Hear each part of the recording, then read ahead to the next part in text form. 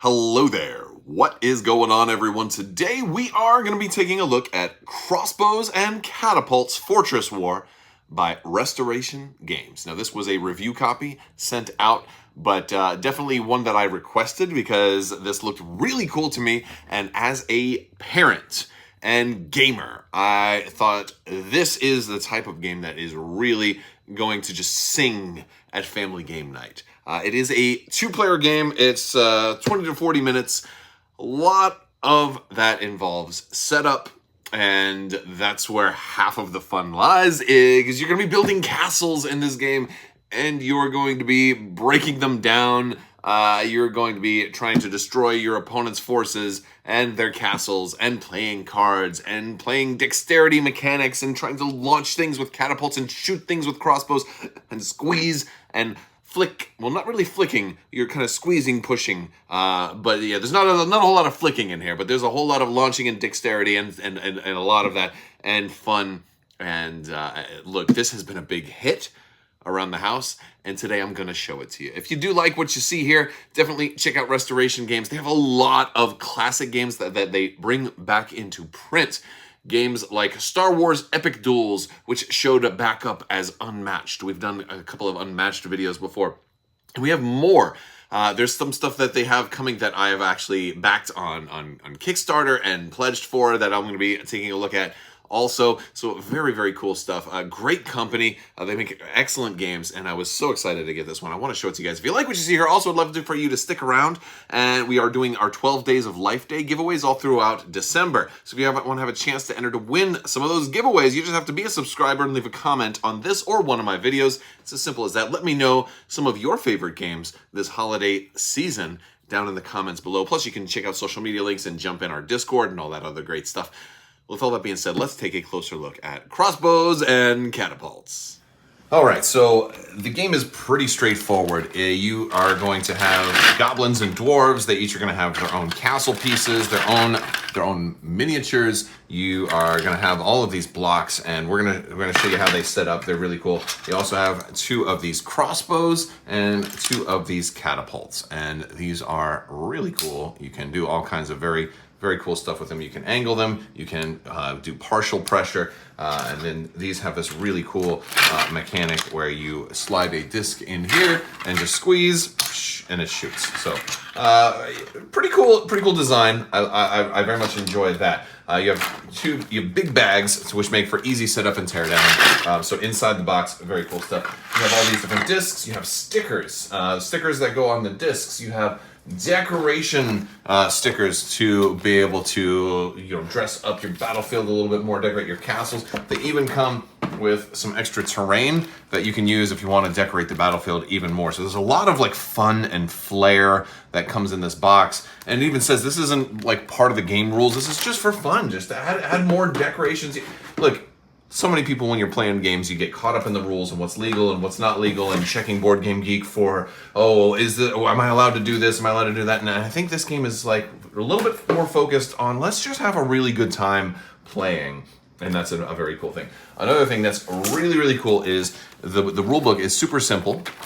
It's super slim. It doesn't have a very detailed set of rules, but it's very clear and concise. Now, one thing that's awesome about this is the battlefield. You're gonna have one castle over here, one castle over here, your back flank and your back line, your middle line right here, and battlefield, the opponent's battlefield, their castle line and their back line, left flank and right flank. You have these certain zones, and so there's different zones of the battlefield, and they're 15 centimeters across. Oh, you don't have 15 centimeters? You don't have a ruler with you? Oh, look at that, the rule book has it all built into it, so you can use the rule book itself to help you create the battlefield. Isn't this awesome? Let's go ahead and get it all set up and show you how the castles go together. All right, so what we had to do is we had to set up the battlefield, and to do that, we measure off distances. We use these little flags here to measure out the battlefield. We have our back line, my battlefield, my opponent's battlefield, and again, these are marked by these flags on each side, and from here to here, it's about double the rule book length for the width of the battlefield. And then that back line is where I'm going to build my castle, and then this back line over here is where my opponent's going to build his castle. We're going to separate all of the miniatures out because we're going to put some of those on last, but we've got to build the castles first.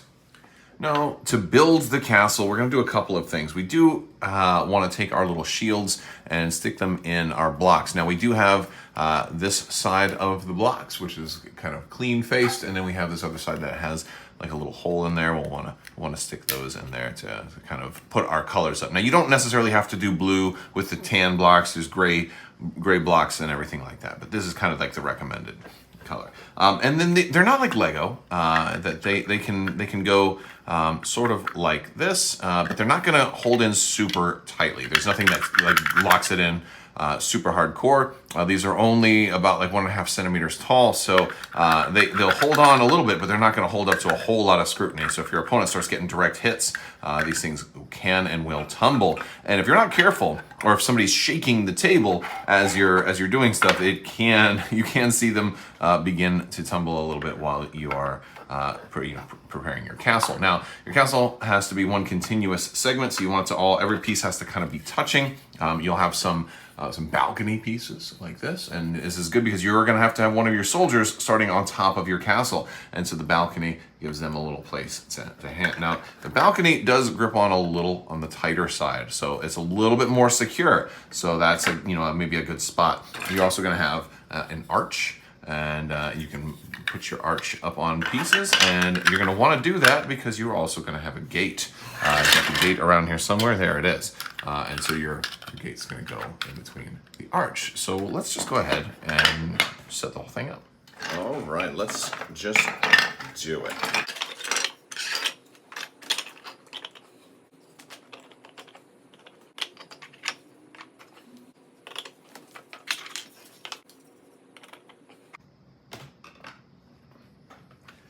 Now, one of the pieces, this is going to be your little jail, your little prison cell here. You're going to take one of your opponent's figures. So as the dwarf player, I'm going to take one of the goblins and I'm going to put him in here at the start of the game. And my opponent's going to have the same piece. Both of the castles have the same pieces, so it's no advantage. You just kind of pick in your color preference at this point.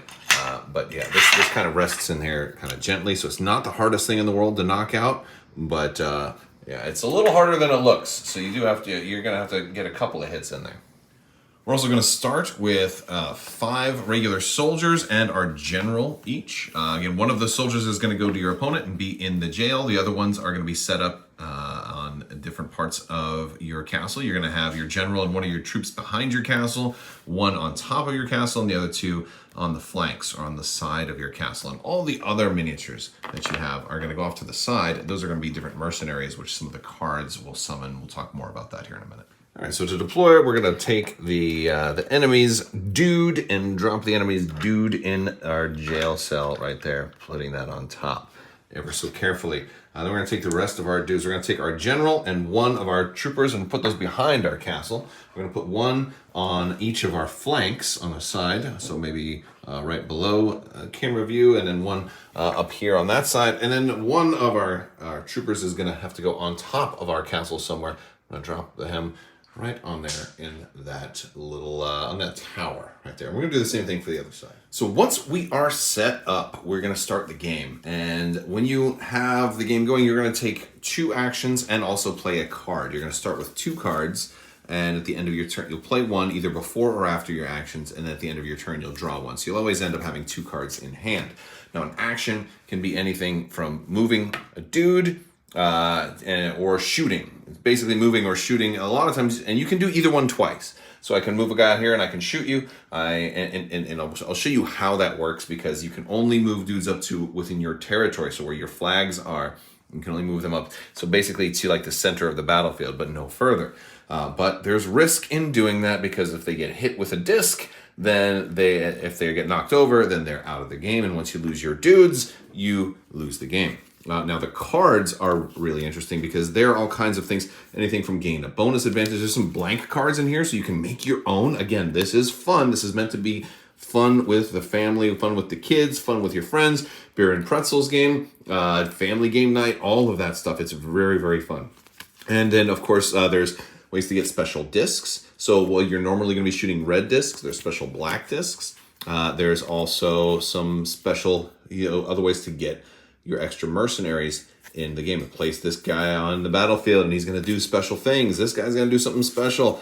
Look, this is a sneaky person. Oh, look at that. You know, she does something. She goes behind your castle. She can be moved into your opponent's side of the battlefield. And of course, you know, whenever you have a dude on the battlefield, you can fire from them. Let's talk about how you are going to shoot, because you have to move somebody to a place where you can shoot from them. Your people behind your castle do you very, very little good, because you want them, you know, in a good vantage point where they're going to be the ones actually doing the attack. And I'll show you how that works. So let's say I go ahead and move my goblin soldier out to here, and for my second action, I want to shoot.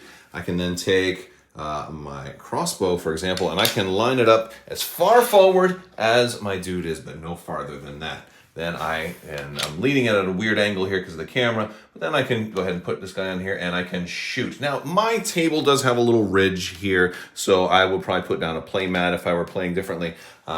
But it does really good on wood, and it'll slide good, or a neoprene play mat can work pretty well too, but I don't know if you'd want to do it on like a cloth play mat or on a rug. It wouldn't work as well. But works really good on wood. So I'll go ahead and squeeze. You want to squeeze right from the center here, and boom, you know, and that was really weak, and that was weak. So we can try again. Let's do it again. Let's do a little squeeze a little harder. Boom, there we go, and I knocked the piece down. Look at that.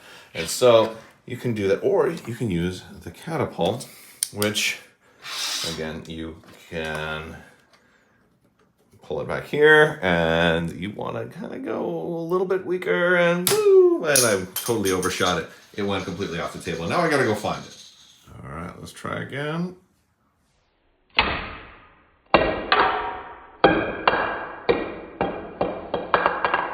right, here's a good shot from this one.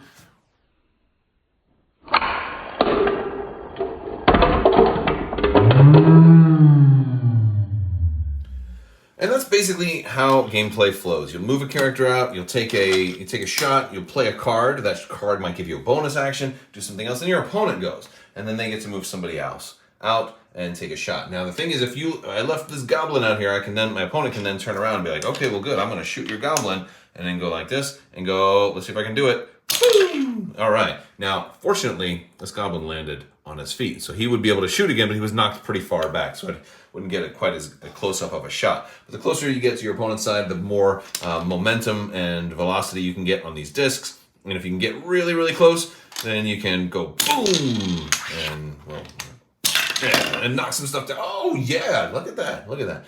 So real time, you got to see it. Maybe we'll do a little video magic and edit out some of my failures, or maybe we'll put some of the fails back at the beginning. But overall, super fun. All right, so this has been a look at Crossbows and Catapults by Restoration Games. It is a load of fun. I think, honestly, if you've got kids, if you like dexterity games, or if you like beer and pretzels games, this is a blast, especially because a lot of the gameplay starts before you even start the first round. The fun happens when you're setting up. With the large bags, teardown is a breeze. So it's easy to set up, easy to tear down, easy to learn, easy to teach. So you won't have a game with like a 300-page rule book that you're going to have to teach your friends that are already nervous about, like, gosh, am I going to know how to play this game? This game does so much, so very, very well. It's very simplistic, and it's also beautiful. The only criticism I have is that and it's not much of criticism, it's just that the catapult is difficult to get the hang of. And you will have a lot of things go flying, so you'll have to get those discs. If you've got young animals, like I do, that like to eat things that fall on the floor, watch out very carefully. Make sure your little puppies or small children don't eat the discs, although the discs are definitely too big for a baby to swallow, I think. Don't quote me on that. But it does say ages 7 and up. So just watch out for flying pieces. Try not to lose anything, because that can always happen with dexterity games, but that's nothing new to this game specifically. It's just something that you always have to be mindful of.